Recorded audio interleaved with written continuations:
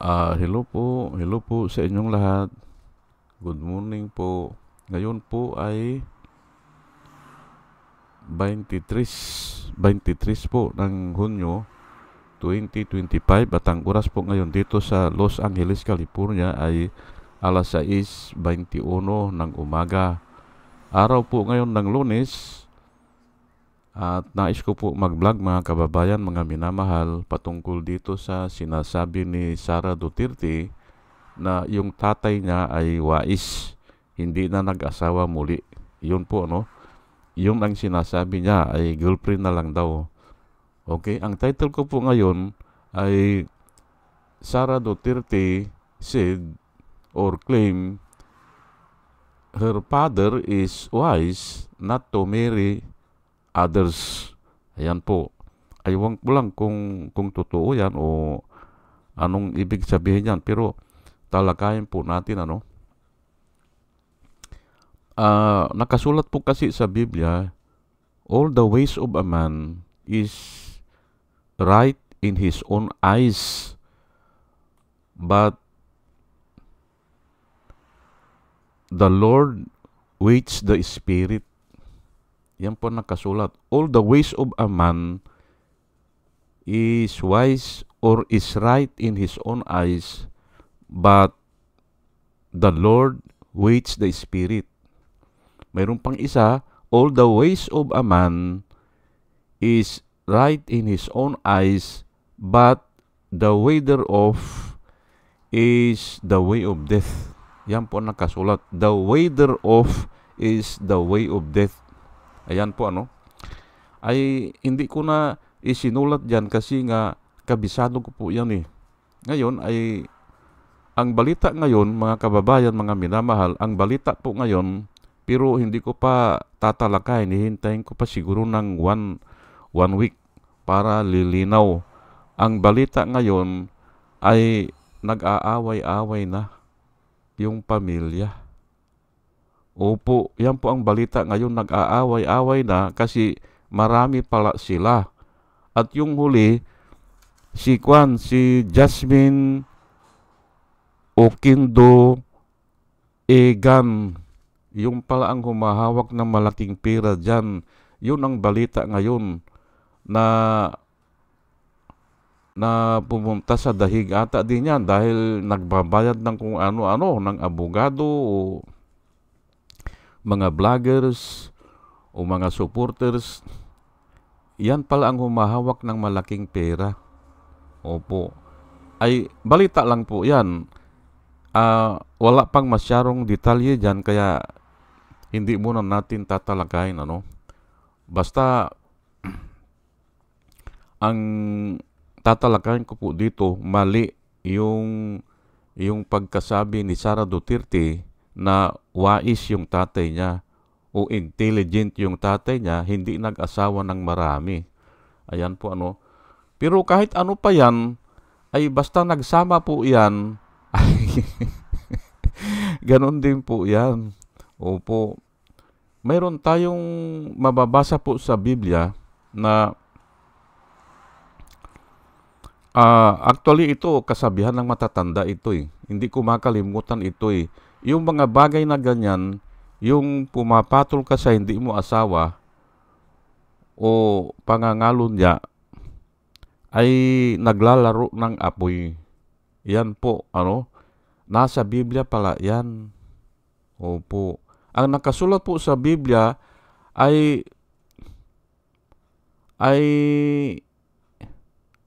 anyone who put yung baga, pwede mo ba kanyang ilagay yung baga?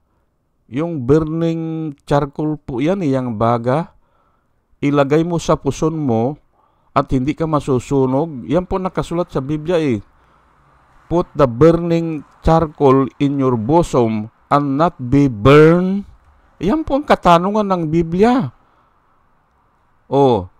Kumuha ka ng baga, sabi niya, ay palangli ko naman kahit na hindi na natin basahin sa Biblia yun eh. Pero alam ko na andun yan. Hindi ko na nga isinulat dito kasi kabisado ko po eh.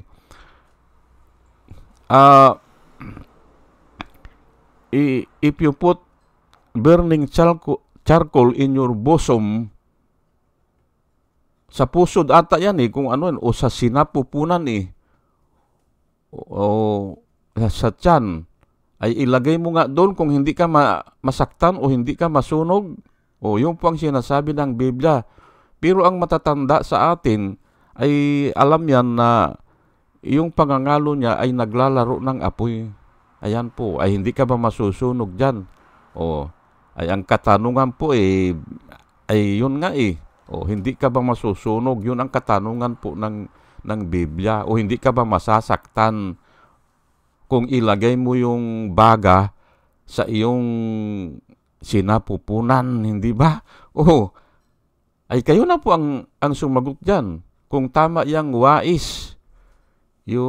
Pero ako, alam ko, ang daming babala si Solomon patungkol dyan. Pero hindi na yon ang kukunin ko. Ang kukunin ko po ay yung sinabi ni Jesus Christ at saka yun nangyari sa buhay ni David. Opo, yun po ang ikikwento ko sa inyo. Ngayon, pero bago ang lahat po ay hayaan nyo muna na batiin ko po muna itong mga sumusubaybay sa atin at pasalamatan po sila at salamat po sa inyong lahat. Rosana Narumi ng Japan, Al Ulalya ng Bacolod, Pampanga, Libra Girl, Alex Sarmiento, Dulong Garcia ng Milano, Italy, Nana Antibi ng Bahrain, Will Utaib ng Laguna, Nelson Balyaran, Julia Magbanua ng Singapore, Andre Deliver, Arnold Pernan ng Cebu, Larry Narbais, Joshua Lan, Elenita Sklapler ng Germany, Ben Puno, Leti Peralta ng Mambura Occidental, Mindoro, Maribel Baligat Colio, Querty Q, Jonah M, Rinaldo Abintino, Mel Herrera ng Ibaston, Illinois, Ernesto Aburque, Pleasure Eduarte, Hiyasmin San Juan, Roman Di Paz, Mary Grace Santos, Pacmando, John Cabrera, Luwin Sigako, Ike Maglasang, Linda Trasmonte, Linda Walton, Sasha Andigwid, Lenny Bungat, Agripino C, Eduardo Gonzales ng Singapore, Bumble D, Juana Duco, Ernesto Honrado, Josephine Lucas, Bert Abogado, Demetrio Pascual, Soledad de Maculangan, Brenda Martin, C.G. Torrio, Melchor Tolentino, Brother Pacamara, Manuel Lim, Danilo Magno, Lawrence Alindayo, Edelberto Infante, Bus Reyes, Paul Vincent Lim, Sonny Gaya, Rupino Baldos, Betty Velasco, William Eli, John D5, Victorino Ripran, Norman Nabatar, Bonifacio Avila, Danilo Magno, Carl Alman, Salvi Ibanez, Domus Ticton, Tiptim Mercado, Bernadette Francisco, Yoser P.O., Cyril Andres, Hermihiner Dugarte, Rubin Delpin, Mama Gina, Lanzo Mintag, Leonardo Asibis at saka si Jose Tosi. Salamat po sa inyong lahat. At ito naman po ang mga vloggers na nire-recommenda ko po sa inyo na ating panoorin at suportahan. Ito po sila, si Michael Lapasible Bulletin, si Atty. Enzo Recto, Bunyog Pagkakaisa, Vlogcaster Armandin, Engineer Tuto Gaosing, Aling Marie, Mr. Sa Totoo Lang To, Christian Isguera, PMTGR Vloggers, The Action Man, Ruja Pantors, Divina Apostol, CG Pichayka, Pianya, Tatago, Dimjus Johnny Kakamping, Ang Batas with Atty. Claire Castro, Kawaldi Carbonel, Atty. Silo Magno at saka si Kristan. Ugaliin po natin na makinig sa kanila at marami po tayong matututunan sa kanila. O sige po at tayo ay tuloy-tuloy na sa ating discussion. Ito nga maari sa palagay niya ni Sara Duterte ay wais yung tatay niya. Pero hindi po ganun ang sinasabi ng Biblia. Ito nga, isishare ko ngayong itong Bible verse na pagkukuhanan ko. Patutunayan natin na na hindi ganun. Of course, ay yun nga nakasulat sa Biblia. Ang nakasulat sa Biblia, all the ways of a man is right in his own eyes. Ayan po Ngayon ay ito sa Matthew 19 verse 4 hanggang 6. Tinanong kasi si Jesus Christ po dito kung it is righteous o it is lawful to divorce your wife for just any reason or no reason at all. Ayan po, tinanong si Jesus Christ. Ay noon pa, kwan na yan, 2,000 years ago, una pa yan, ay subject na po yan Kasi nga, ibinigay na yung batas kay Moses. Ibinigay na na yung nga, hindi pwedeng, hindi pwede na mag-asawa ng marami o ang marriage ay isang lalaki at saka isang babae lang. Yun ang marriage. Yun po ang ideal. Ngayon, ay ito po ang sagot ni Jesus Christ. And he answered and said to them, have you not read that he who made them at the beginning made them male and female, and said, for this reason a man shall leave his father and mother and be joined to his wife, and the two shall become one flesh. So then they are no longer two, but one flesh. Therefore, what God has joined together, let no man separate. Ayan po ang sabi ni Jesus Christ. Pero ang kinukuha ko po dito ay yung the two shall become one flesh. Ayan po ang the two, sabi niya, yung dalawa nagiging isang flesh. Ay ngayon, ay pwede ba ang tatlo na maging isang flesh? Ay hindi po aangal yung isa hindi ba? Pwede ba yung apat ay maglabo-labo na sila dyan? Yung apat maging isang flesh, mag-aaway-away na dyan. At yan na nga ngayon ang nangyayari. Pati nga mga anak po yan mag-aaway-away. Opo, dahil sa paghahatian yung kayamanan o kaya yung prestige. O kaya ay ang tao po ay siluso po Kaya mag-aaway-away po yan. Ang bawat isa gusto makakuha ng malaking parte. Lalo na kung mayroong pamilya. Yung babae, mayroon namang asawa, ay simple mag-iipon yun para dun sa mga anak niya, dun sa asawa niyang tunay. Hindi ba? Ganun lang po yan mag-iipon yan. Ngayon, bakit naman sinasabi na they become one flesh? Kasi iisa na ang simulain po yan Pag nag-live-in na yan, magpapatayo yan ng bahay, hindi ba? Bibili yan ng kutsi, magtatayo ng negosyo, mag-iipon ng pira yan, ay ganun din yung isa. Kaya mag-aaway-away na sila. Yun po, napakasimple lang po yan. Ngayon, ay 2,000 years ago pa lang ito, 2,000 years ago ay mayroon ng ganyang advice. Na yung isa nga lang isa, sa marriage, isang lalaki at saka isang babae lang. Yun ang ideal at yun ang gusto ng Diyos. Ngayon, kung lalabagin mo yan, ay walang walang blessing yan. Opo, problema lang yan. At ako, ini-expect ko ganyan ang mangyayari kasi marami na po akong nakita Opo, marami na. Sa edad ko ito ay magsi-67 na ako, ay ang dami ko na po na naobserbahan. Opo. Ngayon ay ito po, ikikwento ko lang po itong nangyari kay King David. Sa 2 Samuel 12, chapter 10 hanggang, chapter 12, verse 10 hanggang 12. Pero hindi natin mahahagip lahat po, ikikwento ko na lang po, Noong isang araw na si King David ay naandun sa tuktok ng kanyang palasyo, may nakita siyang babae na naliligo, si Bathsheba. Ay nagandahan niya, ay gabi. Ngayon ay nagandahan niya, ay ginawa niyang kabit. si Bathsheba. Pero si Bathsheba may asawa, si Uriah, na isang Hittite at naandun sa gira. O hindi, ang ibig sabihin kung nasa gira, hindi umuwi. Matagal na doon sa gira. Ngayon ay nabuntis niya ito si ni King David. Nabuntis niya si Bathsheba. Ngayon ay ang ginawa ni